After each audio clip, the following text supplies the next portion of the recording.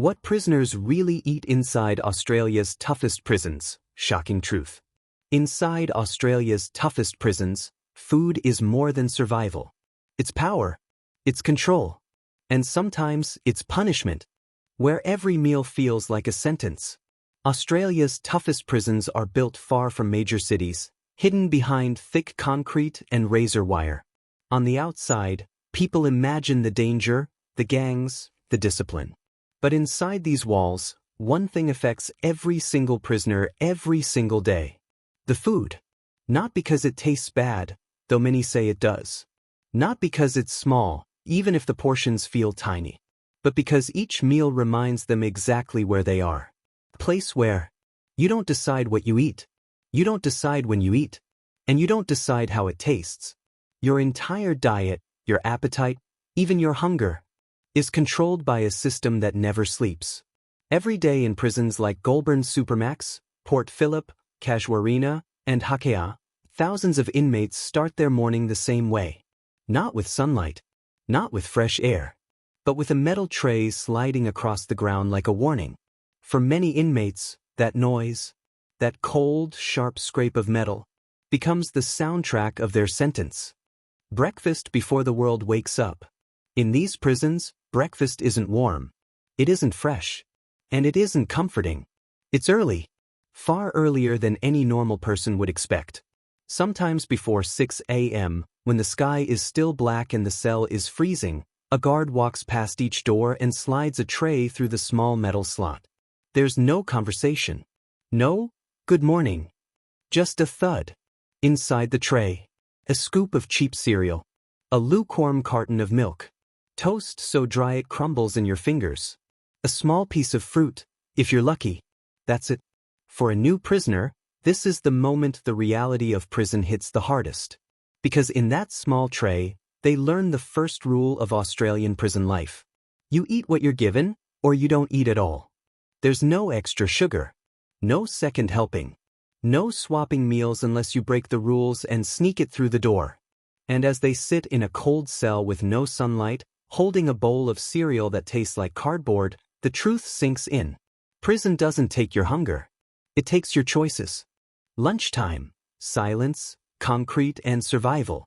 Lunch in Australian prisons feels nothing like the lunches people see in movies. There is no cafeteria. No tables. No sitting with friends. No lines. No talking. In the toughest facilities, every inmate eats alone. In their cell. In silence. Facing a concrete wall. Lunch arrives like everything else. Quick, simple, and without warning. What's inside depends on the day. Pasta with more water than sauce. Tuna sandwiches. Meat pies. Reheated stew from the morning's leftovers. Sometimes it's warm. Sometimes it's cold. But it's always the same message. Fast. Stay quiet. Don't cause trouble. Prisoners learn the unspoken rule. Don't complain about the food. Because the system doesn't care whether you like it or not. Some trade food through tiny gaps. Some hoard small items for later. Some simply stare at the tray, trying to accept that this is their life now. And day by day, that silence becomes the real punishment. Dinner, the only time hope tastes real. By the time dinner arrives, the entire prison block is on edge. Dinner is the biggest meal of the day. And sometimes the only one that makes inmates feel full. But it still follows prison rules. Mass-produced. A typical dinner tray includes mashed potatoes, boiled vegetables, a small meat patty, a thick gravy that hides everything. To an outsider, it might look normal. But to the man receiving it, it's a reminder. This is the closest thing to comfort you're allowed. Some inmates stretch the meal, eating slowly to make the moment last. Others eat in seconds, hungry from a long day of lockdowns, punishments, and searches. But every inmate knows one thing. When the guards say dinner is over, it's over. No seconds. No choices. No arguments. Just another tray collected, another day survived. The hidden economy of the canteen. Even inside maximum security prisons, money moves. But not the way people think. Here, instant noodles are gold. Coffee is treasure. Chocolate is a luxury. And a small pack of cookies can start a fight. The prison canteen, a once-a-week ordering system, becomes the survival tool, the comfort zone, the emotional support, the only taste of freedom. Inmates with outside support can buy ramen, chips, tuna, biscuits, powdered juice. Those with no support? They rely 100% on the prison trays. And here's the real truth. A man's meal reveals his life inside. And what kind of life he had outside. The meal everyone fears. Every prison has a food story that spreads like a legend. In Australia's toughest prisons, that legend is Mystery Meat Night. It's not dangerous. It's not spoiled. But it makes every inmate stop and stare. The smell is strange. The texture is confusing. The gravy is thick enough to hide anything. Some prisoners eat it fast. Some trade it away. Some leave it untouched. But everyone whispers the same thing. What is this really made of? No one knows. And the prison never explains. The psychology of prison food, when hunger meets control. Inside Australia's toughest prisons, food is never just food. It's a system of control that quietly shapes a prisoner's mind day after day. A man can survive bland meals. He can survive cold porridge, watery stew, dry toast, or overcooked vegetables. But what breaks many inmates is something deeper: the loss of choice. Every meal becomes a reminder. You don't choose the menu. You don't choose the time. You don't choose the portion. You don't even choose whether it's hot or cold. You only choose whether you will eat it. That's it. And in a world where choices were already limited, losing the final bits of personal control hits hardest. Some days, inmates stare at their trays for long minutes, not because they're not hungry, but because the meal feels like another reminder of the life they've lost. One former prisoner in Western Australia said it best. The food teaches you you're nobody. You eat when they say. You starve when they say. This controlled rhythm, repeated 3 times a day, becomes the silent heartbeat of prison life. And for prisoners with long sentences, that rhythm becomes unbearable. The men who eat last, dietary restrictions behind bars. Most people don't know this. Inside Australia's high-security prisons, getting a special diet is one of the most complicated challenges. If an inmate is diabetic, vegetarian, Muslim, or needs a medical meal, it can take days, sometimes weeks, to get proper approval. Paperwork, verification, supervisor approval, kitchen coordination, security checks, all for a simple change in food. While waiting, they eat whatever arrives on the tray. Some prisoners skip meals because the food violates their beliefs. Some risk eating things they're allergic to. Some trade endlessly, begging others for things they can eat. And the system rarely rushes. Because in maximum security, food service moves at the system's speed, never at the inmates. One inmate said he waited 11 days to be approved for a gluten-free diet. By then, he had lost weight, felt dizzy, and nearly passed out during roll call. But inside prison, everything moves slowly, except the hunger. The men who cook in secret. In the toughest Australian prisons, cooking is not a hobby. It's a survival technique. Since the food is often bland, repetitive, and small, many inmates create what they call prison recipes. They mix canteen items with prison meals to create something that at least feels like real food. Imagine this inside a locked cell. Ramen noodles soaking in hot water from a kettle. Tuna mixed with mayonnaise packets saved from lunches. Crushed biscuits used as fake breadcrumbs. Powdered sauce mixed with hot water to create gravy. Some even build makeshift ovens out of plastic bowls, empty cans, hot water, towels. Not for fun, but to make dinner feel like something human. A popular dish is prison pizza. Crushed crackers, ramen, tomato sauce, melted cheese from Canteen, shaped into a patty and left near the hot water pipe. It's simple. It's strange. But inside prison, it's comfort. Because in a world where everything is cold and controlled, cooking becomes the one act that still feels personal. Lockdown days, when food becomes a memory. When a prison goes into lockdown, whether because of a fight, a search, or a security threat, the entire food system collapses. Meals change instantly. Instead of hot food, prisoners get small sandwiches, cold meals in plastic containers, juice boxes, biscuits. Sometimes staff are overwhelmed and trays arrive hours late. Sometimes food is skipped altogether and replaced with a snack pack meant to hold inmates over until the next day. On these days, prisoners feel the hunger more sharply than usual, not because the food is bad, but because they don't know when they will eat again. And inside the cell, time moves slowly. Every stomach growl, every minute of silence, every echo of footsteps in the hallway forces prisoners to realize, when the prison freezes, your hunger freezes with it. The meal that tells the whole story. Ask any former inmate what the worst meal in Australian prison was, and you'll hear the same answer. The meal that comes after punishment. When an inmate breaks a rule, even a small one, privileges disappear fast. No fruit, no dessert, no extras, no canteen.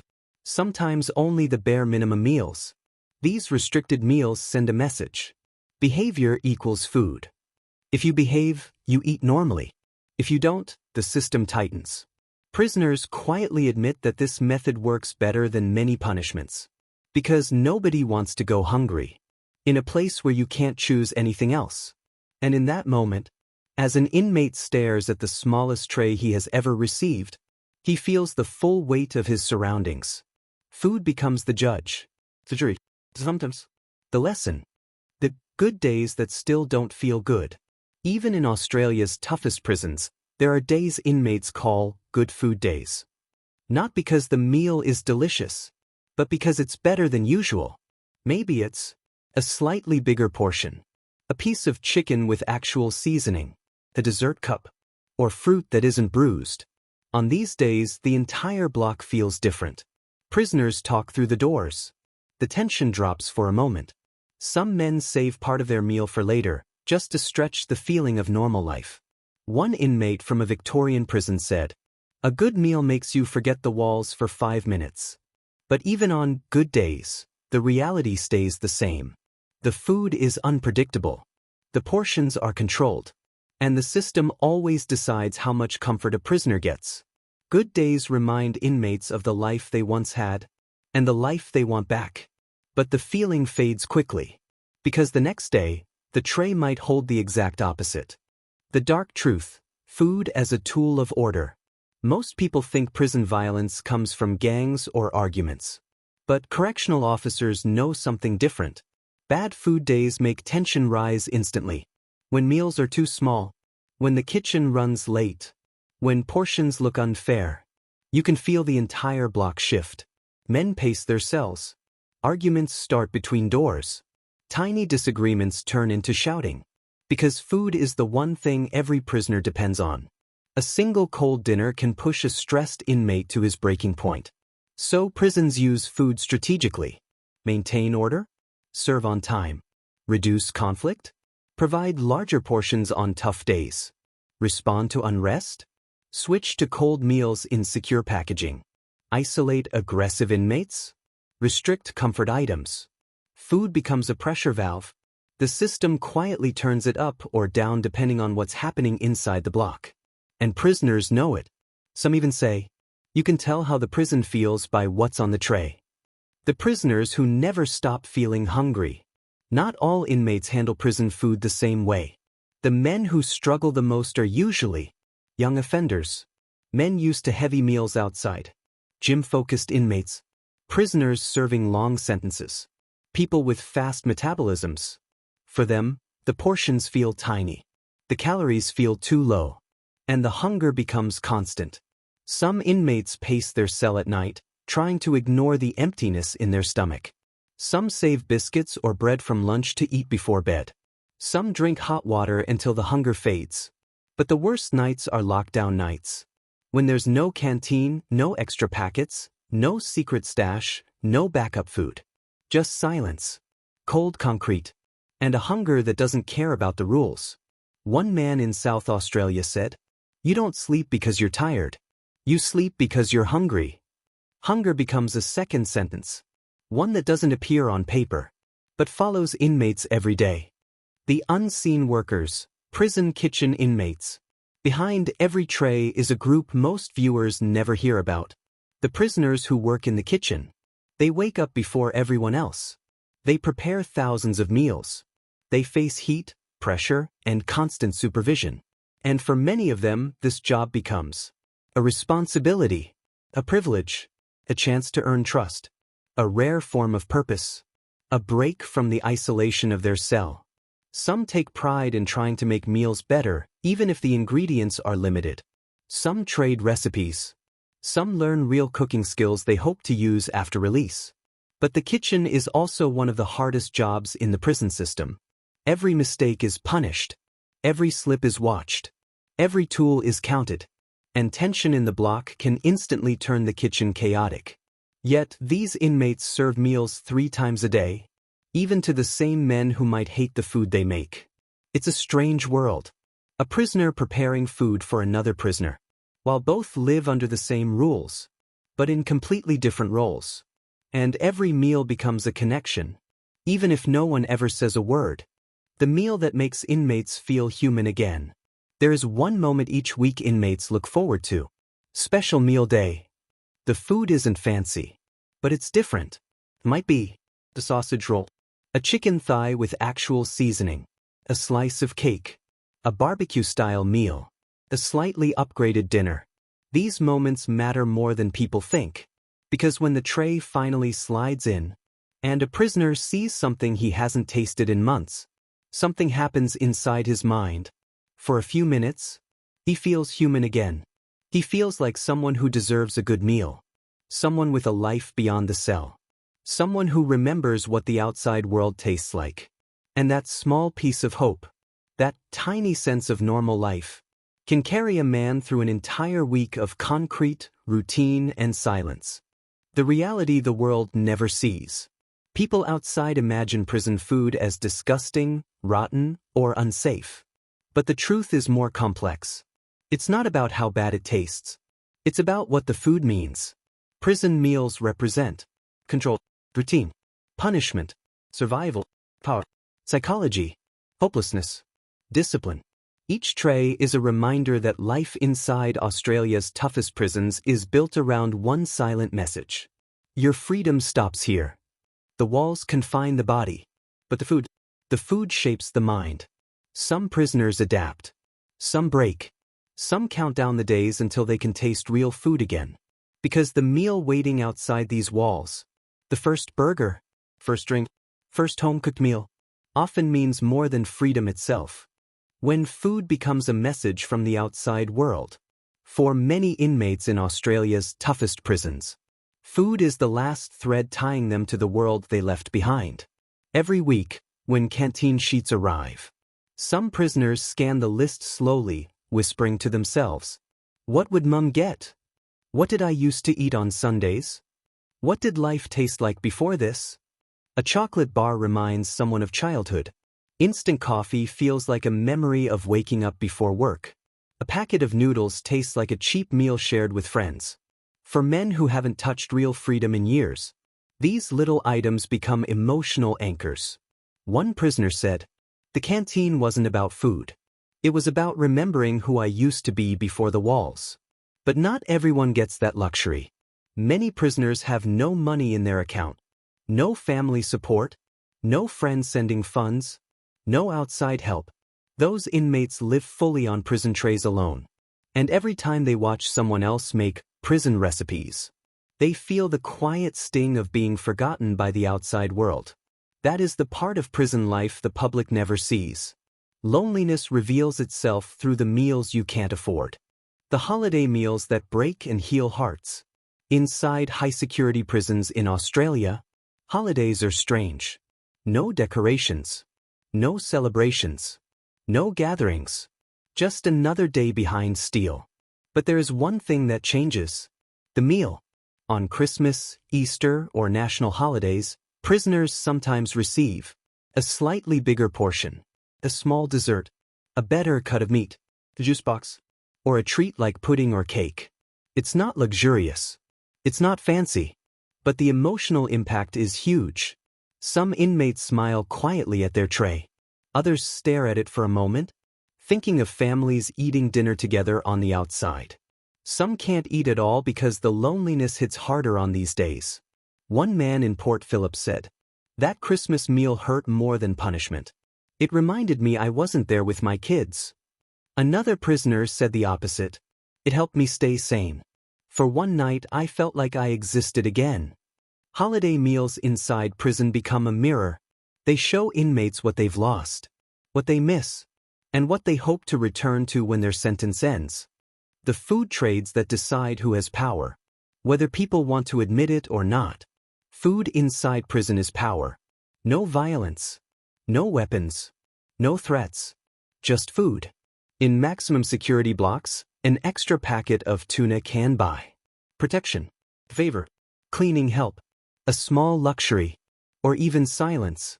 Instant noodles are worth more than cigarettes. Coffee is worth more than trust. Chocolate is worth more than apologies. Some inmates become food brokers, trading items between cells, memorizing who owes what, and controlling a quiet economic system behind bars. But this world is dangerous.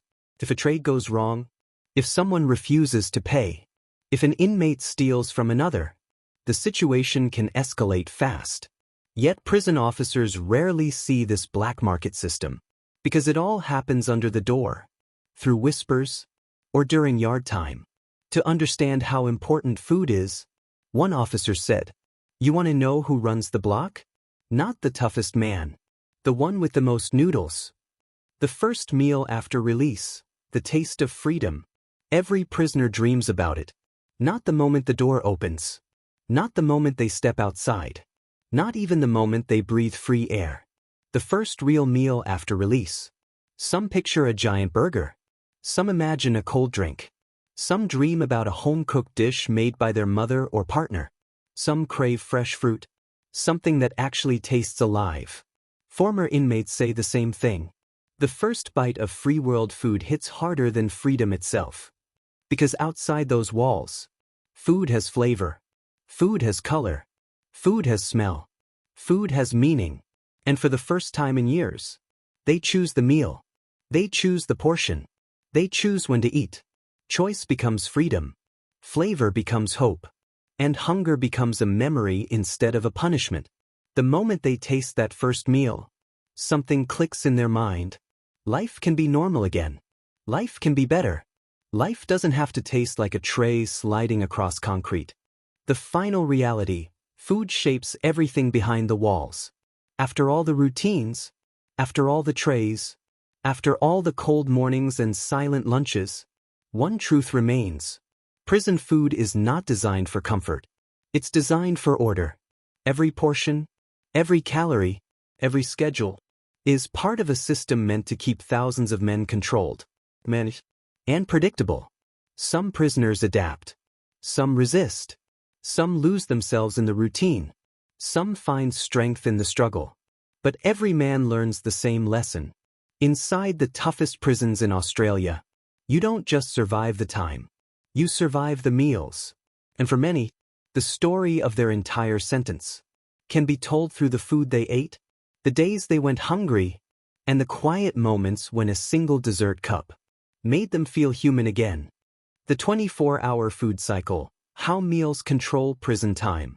In the outside world, time is measured by clocks, alarms, schedules, and events. Inside Australia's toughest prisons, time is measured by meals. Breakfast, lunch, dinner. Nothing else matters more. There are no calendars on the cell wall. No personal schedule. No freedom to choose how the day flows. So inmates begin to sense time in a different way. The cold air before breakfast. The silence before lunch. The hum of metal doors before dinner. Day after day, week after week, month after month. This 24-hour food cycle shapes a prisoner's life more than any officer or any rule. Meals become the heartbeat of the system.